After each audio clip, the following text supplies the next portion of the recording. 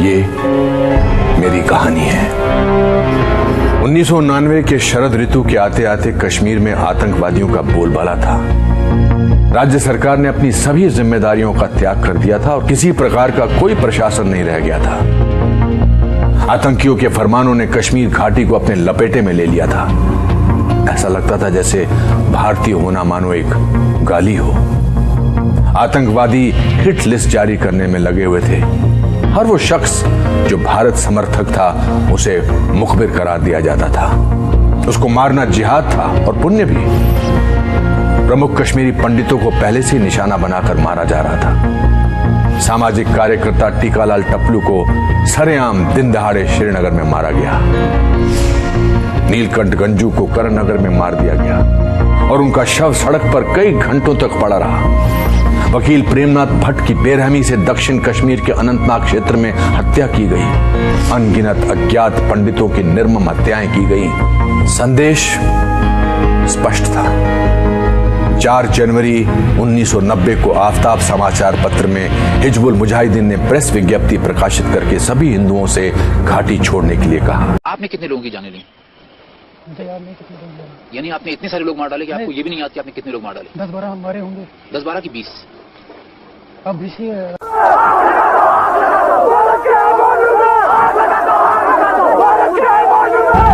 एक अन्य समाचार पत्र अलसफा में भी यही प्रेस विज्ञप्ति छपी। जल्द ही यही नोटिस कश्मीरी पंडितों के घरों के दरवाजे पर चिपका दिए गए। 19 जनवरी 1990 की उस दुर्भाग्यपूर्ण रात में कश्मीर को ऐसा ग्रहण लगा मानो अंधेरे ने प्रकाश को अपने आगोश में निगल लिया हो। खत्म करिए। काल में घर आया, मम्मी को कहने लगा कि आपको कोई बुलाता है। वो डैडी बुलाता है बाहर, उसके साथ एक और मेहमान खड़ा है। मम्मी जब उधर गई तो वहाँ पर डैडी की लाश थी। मेरा बड़ा बेटा था।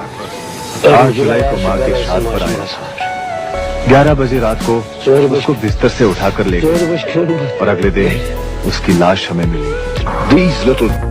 कश्मीर के हर कोने से, हर नुक्कड़ से, हर सड़क से, हर बाजार, हर गांव से ऐसी आवाज बुलंद हुई जो पंडितों के लिए मौत का संदेश था। हजारों लाखों का हजूम कश्मीर की सड़कों पर उतरकर जहरीले नारों में उद्वेष कर रहा था जो पहले कभी नहीं सुना था, ना देखा गया था।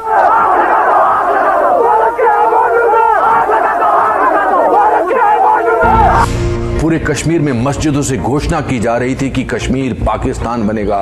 मुजाहिदीनों की प्रशंसा में चारों तरफ गुणगान किया जा रहा था। कश्मीर के बहादुर अवाम मौत से नहीं डरते हैं क्योंकि वो मुसलमान हैं। कश्मीरियों के रगों में मुजाहिद और गाजियों का खून है। कश्मीर के अवाम के रगों में मुजाहिदों का खून है क्योंकि कश्मीर के अवाम वारिस है रसूल पाक सल्लल्लाहु अलैहि वसल्लम के वारिस हैं। वो वारिस है तो हजरत अली और हजरत उमर के वारिस हैं और कश्मीर के बहादुर खवातीन वारिस है तो बीबी खदीजा, बीबी आयशा और भीड़ में खुले तौर पर बंदूकें लहराई जा रही थी। जागो जागो सुबह हुई, रूस ने बाजी हारी है, हिंद पे लर्जा तारी है, अब कश्मीर की बारी है। बार बार ये गाना मस्जिदों से चलाया गया। अगर कश्मीर में रहना है अल्लाह अकबर कहना होगा। ए जालिमों, ए काफिरों, कश्मीर हमारा छोड़ दो। इन नारों का सिलसिला मानो थमने का नाम नहीं ले रहा था। एक बंद होता था तो दूसरा शुरू हो जाता था। इन्हीं नारों में एक नारा था, कश्मीर बनेगा पाकिस्तान पंडित आदमियों के बगैर पर पंडित औरतों के साथ। ये नारा बार बार और जोर शोर से दोहराया गया। अब हमारे डर ने एक नया रूप ले लिया था। परिवारों ने महिलाओं को स्टोर रूम में छुपा दिया। ये कहने की जरूरत नहीं कि जब भीड़ हमला करे तो वो स्वयं को आग लगा ले।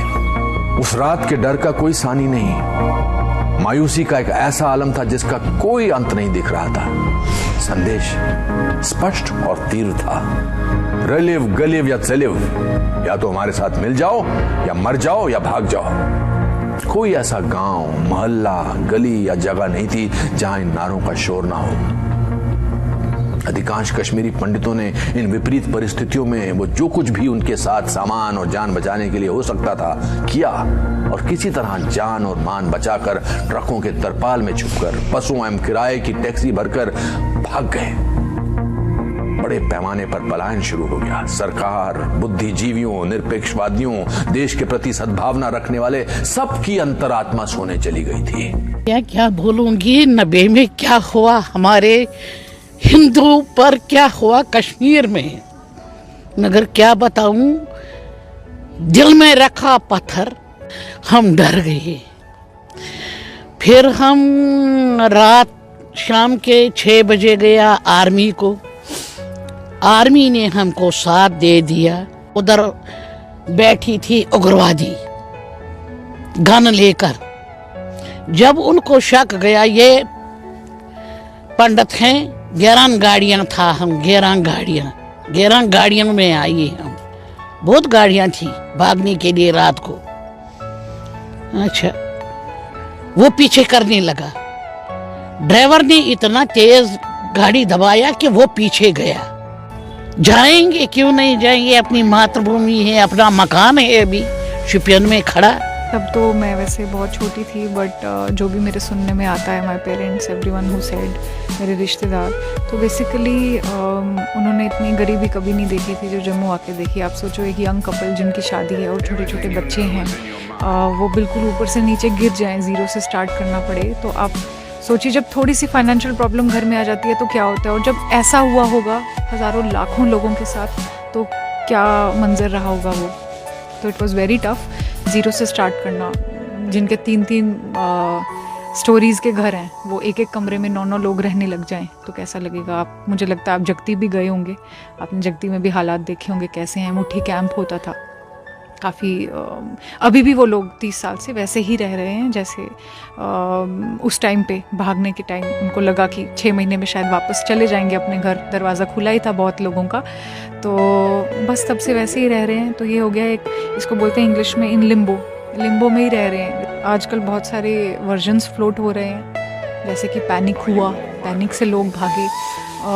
बट जितना हम फैक्ट्स को जोड़ें और हमें पता चले, तो हमें शायद यही बोलना चाहिए कि बहुत ज़्यादा डर फैला दिया गया था मर्डर्स से, अनाउंसमेंट से, रेडियो प्रचार से, और वही लोकल्स जिनके साथ बचपन से आप खेल रहे थे एक ही मोहल्ले में, अचानक उनमें से कुछ लोगों ने हथियार उठा लिए और कुछ लोगों ने दे टर्न्ड अगेंस्ट यू। उन्होंने ही आपको फोर्स किया कि आप घर से निकलें, वरना या तो आपको मार दिया जाएगा या आपकी लेडीज़ के साथ कुछ उनको टर्न कर दिया जाएगा।